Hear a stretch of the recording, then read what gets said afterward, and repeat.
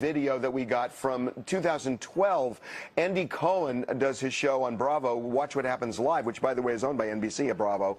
And Katie was asked by Andy, what's the most annoying thing about Matt Lauer? And I'll paraphrase that she said, well, he always would pinch my butt. Right. And that made some news, actually. So there were kind of rumblings, of things that were going on for a long time. And even though NBC didn't receive a complaint until Monday, I guess one of the things people are wondering about is, how could all of this have been so secret? Right. Well, that is a question. And apparently, there are at least off-the-record accounts of former NBC employees saying, look, we went to management, but we're brushed off. The timeline's a little bit confusing. So the incident for which Lauer was apparently fired took place during the 2014 Winter Olympics. And in Sochi. In Sochi, but produced a relationship that continued after that? What do you know about that?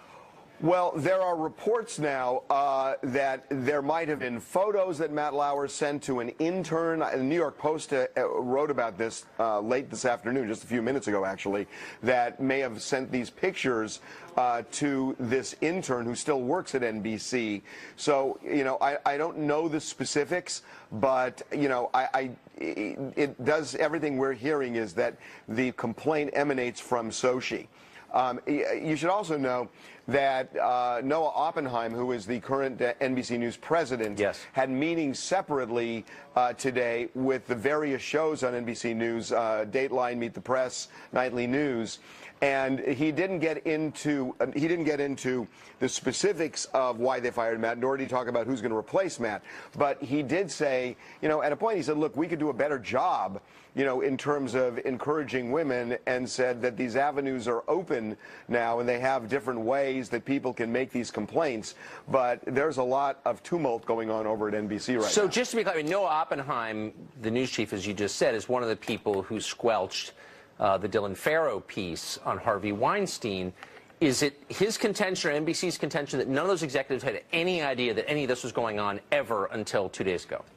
Well, you have to read that statement carefully, Tucker. Right. The statement says we never got a complaint until Monday. So nobody filed a complaint, and let's take him at his word on that. But again, I think the issue is maybe there weren't complaints, but were there rumblings? When you see, what we just saw, with him on the set with Meredith, that, again, that's done in front of a lot of people, including the crew on the set, the people in the control room. So, and then Katie on Andy Cohen's show, at a point, did nobody hear any of this stuff? That's the question, to which I hope we get an answer. Harvey, thank you. Sure, Tucker. Lauer's surprise firing adds a gallon of irony to a pretty aggressive interview he conducted with Bill O'Reilly, formerly of this channel, just 2 months ago. Over the last 6 months since your firing, have you done some soul searching? Have you done some self-reflection? And have you looked at the way you treated women that you think now or think about differently now than you did at the time? Tammy Bruce is a radio show host. Joe Concha writes about the media for The Hill. Both are on the show frequently because they're great, and they join us on the set now. First to you, Joe, since you cover TV, watching that clip from today, this morning, the shock on the faces of the two anchors, who I think are sincere people, by the way, Hoda Kotb and Savannah Guthrie, it seemed real. On the other hand, isn't NBC's credibility on these things devalued by the fact that they held and prevented the airing of that Harvey Weinstein piece? That's something we always have to go back to here. When we either believe the Vanity Fair reporters who said they've been working on this story for months, or we believe NBC that they got a complaint for the first time. It's very hard to believe. So Vanity Fair said they were working on a piece, the New York Times was as well. Is yes. The idea that they had reached out, as I guess they would, to NBC to say we're working on this piece? Sure. We need confirmation. We need comment.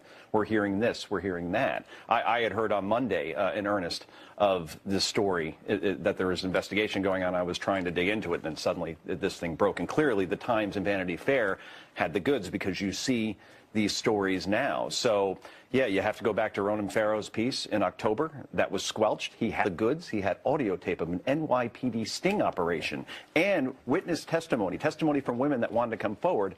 And they said, sorry, you don't have enough. He went to the New Yorker. And that's what's led to this whole cascade of name after name in media, entertainment, politics. It doesn't matter. Every day, today alone, 3 accusations. Lauer, you had Garrison Keillor from NPR, which is Minnesota Public Radio. He's a legend on radio. And Teddy Davis, who's a senior producer at CNN. So it doesn't matter what network this is happening at, what radio station, what industry. This is going to be something, this is going to be the story for weeks and months to come. Here's almost every day. What makes it a little different when it's a media figure, though.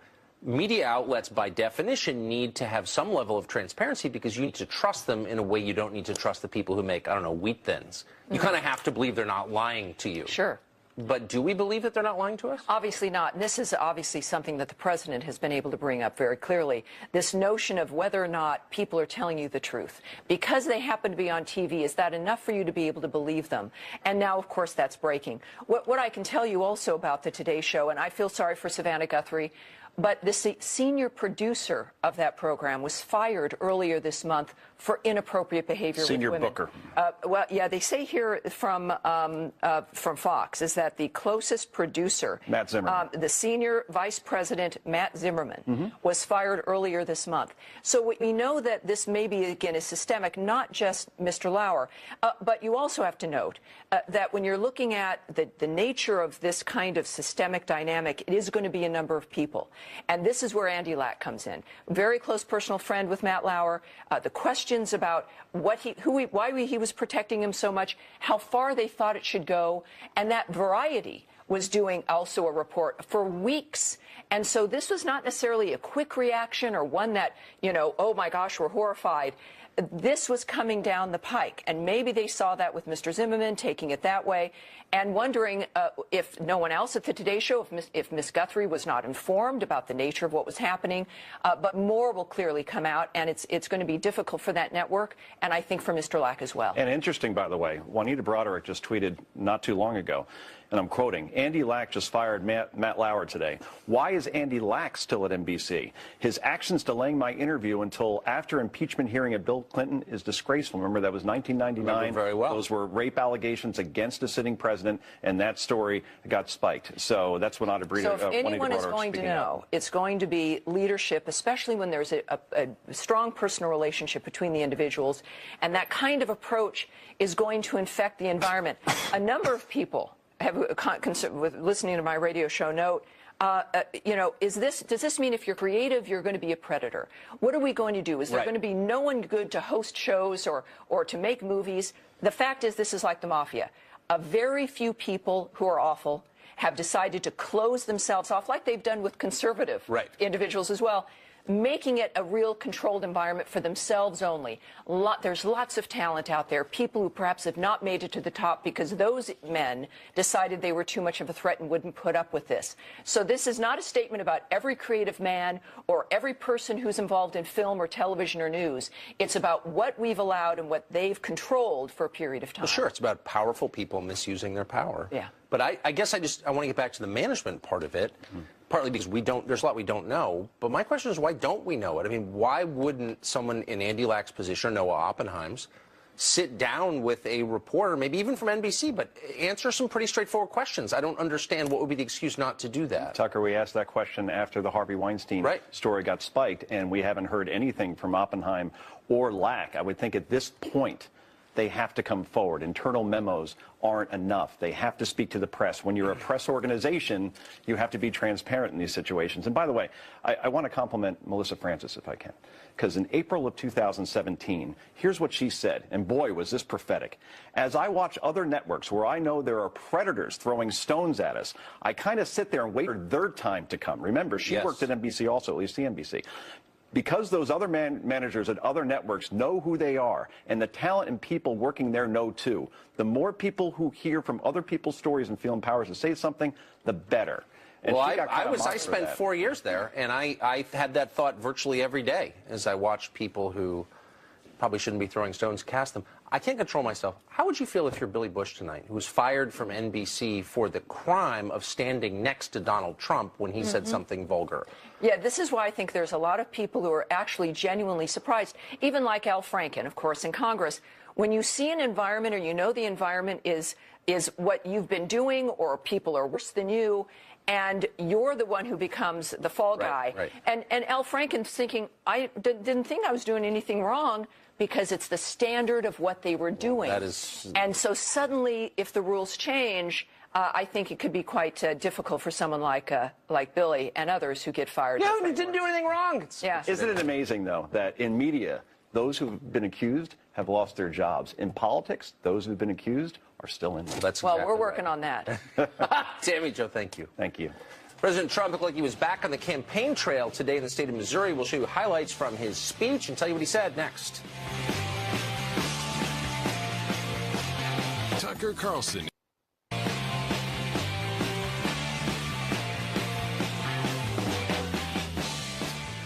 A story this week in the Chicago Tribune profiles what the paper seems to believe is a sad victim of the Trump presidency.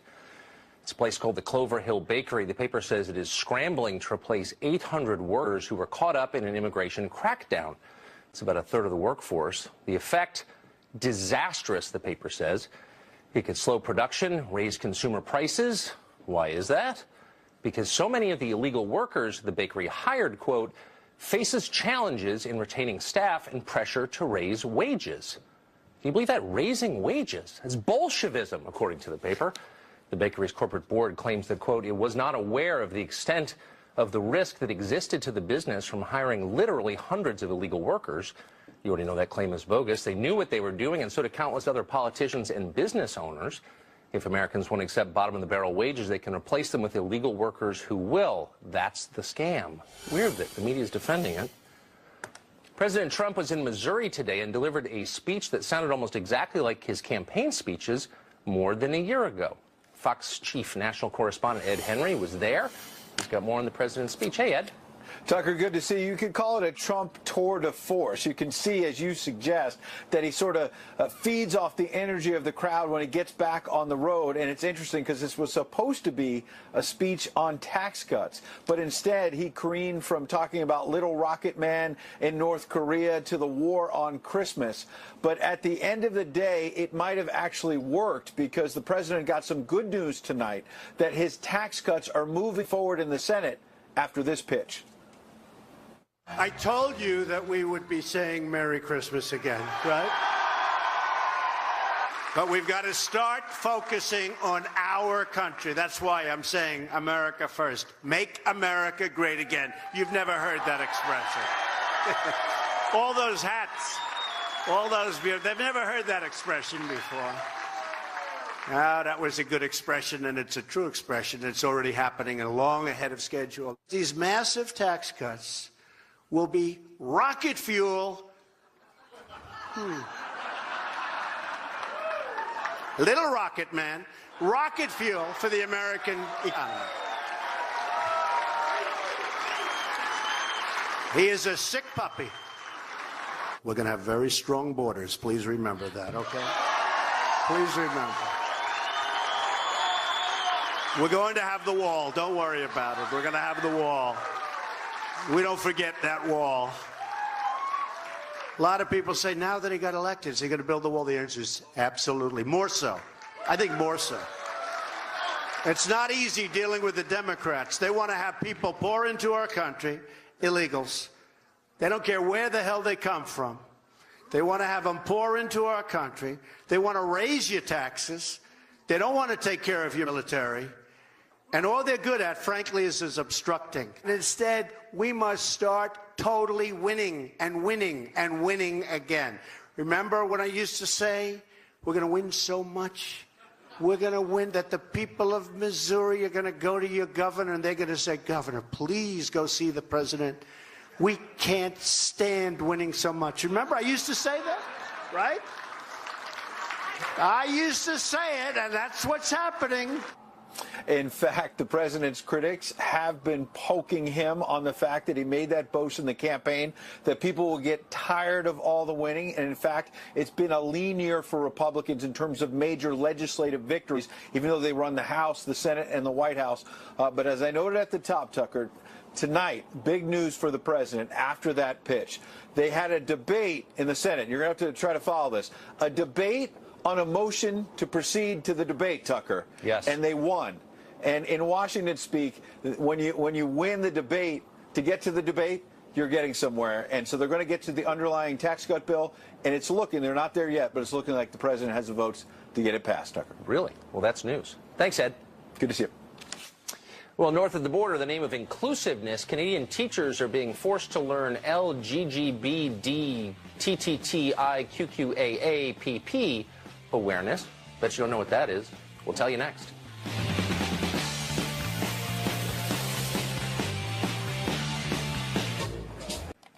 Remember the massacre in Las Vegas at the beginning of last month? You'd be forgiven if you don't. It was the deadliest shooting in modern American history, but a lot of the press has shrugged and moved on. We still don't know why it happened or many of the key details, and the story itself keeps getting weirder by the day. Just yesterday in Reno, a gunman was killed by police after he opened fire from the 8th floor of a high-rise condominium building, eerily similar to what happened in Las Vegas. But get this, Vegas shooter Stephen Paddock once owned a condominium in the very same building. Police are not sure if the stunt was intended as a copycat attack or what the significance is, if any. There are a lot of questions in this case, too many. So next Tuesday, we'll be taking this show to Las Vegas to investigate and try to get some answers. Missed that. Well, the tolerance police have a lot of power here in America, in case you haven't noticed, but they're even stronger in Canada. Just yesterday, Canadian Prime Minister Justin Trudeau delivered an official apology to gay and transgender Canadians for past state discrimination against them. But now teachers in Durham, Ontario had to attend an inclusiveness training course for the deep breath here, LGGBDTTTIQQAAPP community, which is apparently a community. That 15-letter acronym intended to encompass all sexual minorities. It may soon be required at schools. Stephen LeDrew is a former president of Canada's Liberal Party, and he joins us tonight. And thanks for coming on. Hi, Tucker. So what does this acronym mean specifically? What are the categories? Well, I mean, it's generally shortened to LGBTQ, which is the communities, and there's a few extra ones they've added in there. And no one goes by that. Maybe that's to teach kids the alphabet or not, but generally it's referred to, and the Prime Minister referred to it yesterday in the House of Commons during his apology, as LGBTQ. And some people don't even know what it means, but they just know that it means inclusiveness. It's a good thing. It's a question of tolerance. Right, of course, but I guess what piqued my interest was the addition of new letters, each representing a new category. And I'm not against it, kind of confused by it, and I just want to know what it means. Do you know what the acronym stands for? Do you know what those 15 groups are? What's the problem with it? You know, even I'm not saying. But hold on, slow down. I'm not saying there is a problem with it. I'm just asking what it is, because defining the terms is the first step to understanding them and then accepting them. So what is it? Well, I mean, you've got in front of you. You have me at a disadvantage on that one because, to be very candid with you, as I said, everybody in Canada knows what LGBTQ, sometimes a 2 in the end, means. But that long one, quite frankly, until your producer showed it to me, I hadn't seen it. But then I looked at it, and you have all the definitions through there. Okay, that's fine. But then why do you think it's a good thing if you don't know what it is? But what's the matter with it? Well, I don't know. I mean, look, I don't know. I mean, you could hand me a box and say there's something great inside, and my answer would be, okay, what is it? I mean, I don't pronounce things great until I know what they are, but you don't have that problem. So, okay, I'll get specific with you. And this is meaningful because teachers are being taught this, kids will be taught it, and I think I have a right to non-judgmentally ask what they're talking about. So, for example, what's two-spirit? Well, two-spirit sounds like there's someone they don't know whether they're fish or fowl. They don't know whether they're frick or frack. So they're clearly confused. And, again, if you're confused, what better place to go than to be at school?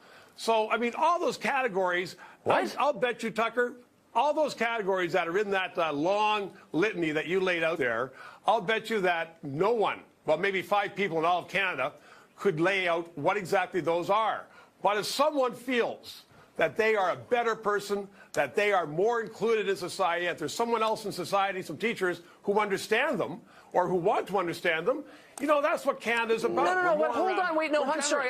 Okay, look, I'm for people feeling included. I'm against meanness. I'm for politeness.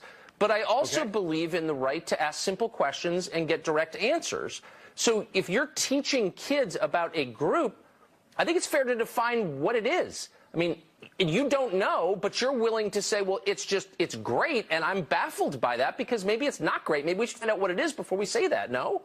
Or is everything the teachers group think up good by definition? I think you're absolutely right. Well, no, I'm not saying that everything the teachers group thinks up is good. I mean, they've had some very different things before. They had a measure last summer, and if they were in the States, they would have said, no school could be called the George Washington School. They said, get rid of that first Prime Minister of Canada. So they aren't always on par. But on this one, and to be very candid, as I said at the outset, I don't know what all those mean. But that's the point. We all mindlessly go along. But the point is we're all bullied. We're all afraid to ask honest questions like, what is this? And what bothers me is we don't know who makes up these categories. So there are 15 different groups in this acronym. Did anyone poll them and ask, do you want to be included? Do the asexuals want to be with the allies and the pansexuals and the polyamorous? I mean, this is all made up. Nobody asked anybody, and now it's imposed on the rest of us.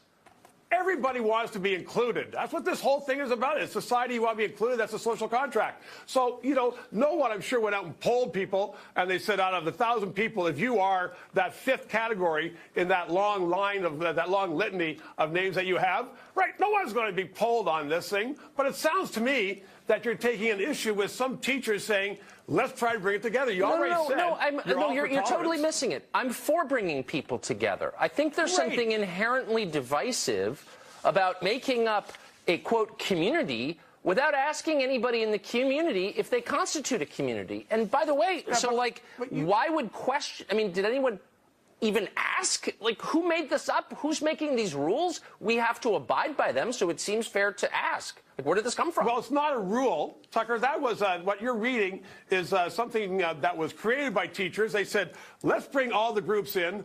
We have these names. I'm sure there was no poll on it. I know in the States everything is run by polls. We don't do that in Canada. They said, because you don't care what the people think in Canada. Pardon me? What were you saying? You don't do polls in Canada because you don't care what your population thinks? That's not meaningful to you? No, we do polls, but we don't run everything by polls. And I understand. You just impose it by fiat on a passive population. Is that what you're like? What point are you making? Are you picking on our Prime Minister? I'm not picking on. I'm pro-Canada. I just came to ask simple questions, as we do in this country, hoping I would get a straightforward answer, not finding one, pressing forward a little more gently, politely, respectfully, and getting nothing. Well, I'm sorry that you feel I'm giving you nothing, because I'm giving you the honest truth. The honest truth is that most people in Canada would not know all those categories, but they would say, you know what? Even if there's 10 people out there in Durham County where this group was meeting, then that's a good thing. Bring them in. And if they're saying that they have some sexual change or some sexual option that I don't know about, well, let's all talk about it.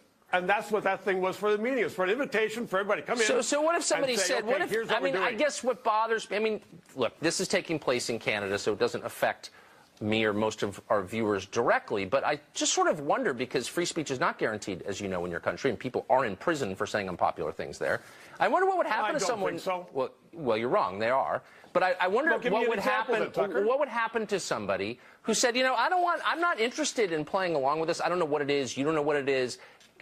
Leave me alone. Teach my kids to read and do math. That person would be dismissed as insensitive or bigoted or worse, wouldn't he? No, they wouldn't. I mean, because we're not judgmental like that. So you're saying, from an American point of view, that person would be dismissed as bigoted. But in Canada, they wouldn't be. They say, okay, fine. That's your opinion. Others have a different opinion. Oh, if only that were true. And you know what? I wish that were true. I mean, that's the country I want to live in. I want to live in a country where we can disagree. We don't call each other names. And we just sort of agree to disagree. But that's not the country you live in, and increasingly that's not the country I live in. Oh, it is. It is the country that we live in, Canada. There's a big difference between the United States and Canada, and that's one of the differences. And I asked you, Tucker, to tell me who's in prison in Canada for saying something wrong. We have a great free speech. People are prosecuted for hate crimes in Canada for expressing things that are unpopular. and that's Canadian law. Mark Stein got sued over this. Yeah, okay. No, all right, you know what? Stephen, we're in a factual dispute in which you were in the wrong, but that's another show. I hope you will come back and we can talk about that in some detail. But in the meantime, thank you. Liberals say they love the poor. Of course they do, and liberals run every major city in this country. So why is there so much poverty in America's cities? Homelessness is out of control. Is there a connection between the politics and the people living in tents on the street in the city you live in? We'll talk to an expert next.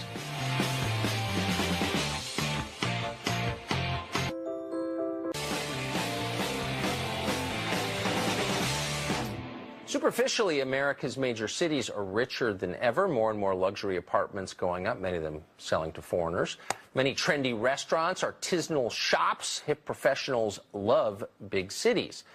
But while our cities have become a playground for the wealthy and their children, things are not looking as good for everyone else. San Francisco, New York, other cities are losing middle-class residents at a frightening clip. Poverty rates remain high. Homelessness, while declining nationwide, is hitting record levels in the big cities. If you've been to any of them, you know, 10 cities everywhere. Liberals dominate every major city. Is homelessness and the disappearance of the middle class connected to their economic policies and their social policies? Joel Kotkin is a contributing editor at City Journal. He's the author of The Human City, Urbanism for the Rest of Us. He's looked at this question carefully, joins us tonight. Joel, thanks for coming on. That's my pleasure. So the most obvious manifestation of this thing that you've been writing about is homelessness, which has reached levels in some cities not seen since the Great Depression. It's really obvious. People don't talk about it for some reason. What's causing it? Well, I think there are a lot of reasons. Some of them have been here for a long time: mental illness, people being alcoholics, drug addiction. Yes. But the new spin, and by the way, you see this in all sorts of places, even as unlikely a place as in Orange County, California, is the incredible increase in rents and housing prices as well. But people are now spending in many places, particularly, let's say here in Southern California, 50% of their income is going to rent. And, you know, if you're making, $3,000 a month and your rent is $2,500, you can see why people end up being homeless. That's right. I mean, the economic structure of big cities, liberal big cities, is getting to almost Latin American levels of inequality, where a small number of people live in conspicuous opulence, and then you have poor people, and you don't have anybody in the middle. Is this a new thing? Well, I think we've always had some of that, but it's gotten much worse. You know, yes. America's big cities, I think about my own grandparents coming from Russia, they were really about opportunity, about making your life better. And frankly, a lot of old liberal policies, and I still consider myself more, somewhat out of that mold, were how do we create more housing? How do we create good middle-class jobs? But that really isn't the interest of most city planners today or people who run cities. So what they really want is they want elite industries, they want high culture, they want fancy buildings for foreigners, and they're really not particularly concerned about maintaining a middle class. And remember, a middle class is not always going to go along the lines that, let's say, a progressive politician might want to go in the current circumstance. I have been to San Francisco and Los Angeles and Washington, New York, all within the space of the last 10 days. And each of those cities has tent cities within it of thousands of people living outside, and yet the city councils of all four of those cities seem very focused on things like global warming, for example. I don't understand why a city could have thousands of people living outside on the street and not address it and not make it priority number one. Well, I think they're going to try to address it, but it's certainly, I think the more important, in a sense, underlying issue is we're not creating good middle-class jobs for people. In the state of California, where I live, our climate change policies are chasing out industry that actually gave people a decent way of making a living. I mean, frankly, if you may say, as an old progressive, I don't understand where the new progressives are not at all interested in helping working-class families be self-supporting. They may be in favor of subsidies. They may be in favor of keeping wages artificially high with high minimum wages. but are they really interested in people advancing, doing better? Right. In some cases, maybe they don't, because people who do better emit more greenhouse gases. So they hate them, and it's obvious, and it's really sad. Joel, thank you for coming on tonight. My pleasure. Is the backlash against sexual harassment turning into a broader crusade against men? We'll talk to one woman who says, yes, that's part of what's going on. Stay tuned.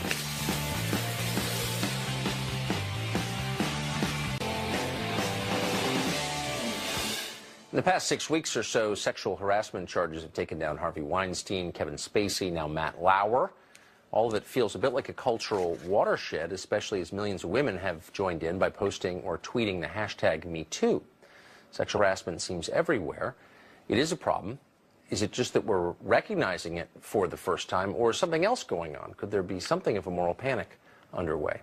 Christina Hoff Sommers is resident scholar at the American Enterprise Institute. In a recent piece for the New York Daily News, she warned that the Me Too phenomenon will soon mutate into a general vilification of all men everywhere. Christina Hoff Sommers joins us tonight. Christina, thanks for coming on. Great to be here. So I assume, I know that cases like Harvey Weinstein appall you. You've said that. Yes. But you're saying that this may morph into something different. We have to be careful. It's a very important moment. I think we're watching a major cultural shift before our eyes. It's as men and women are rewriting the social contract. And it's a time where we really can kind of bring the workplace up to 21st century standards of dignity and equality. But I see a risk. I've seen signs of, as you said, a kind of panic around sexuality, and particularly a tendency to vilify all men. The fact that some men are predators, it doesn't follow logically that all men are, and yet there's a lot of rhetoric about, trying to implicate all men in a pathology. And what would be the motive behind, it's prima facie ludicrous, because a person commits a crime does not mean all people who look like that person are going to commit the same crime, obviously. Well, what do you think's driving claims that all men are to blame? Well, we have in our universities some very hardline gender activists, and I consider myself a feminist. This is not true of all feminists, but there is a school of feminism that is very averse to masculinity. It sees it as, intrinsically pathological and toxic. Right. And in the academy, there are a lot of exaggerated statistics about male perfidy and carrying on with these theories about masculinity. And I have seen activists, Roxane Gay, for example, wrote in the New York Times that it was, calling for all men to come forth and admit to their, sins, great and small, against women. All men? Not all men. The majority of, men of goodwill are going to join with women and address this problem.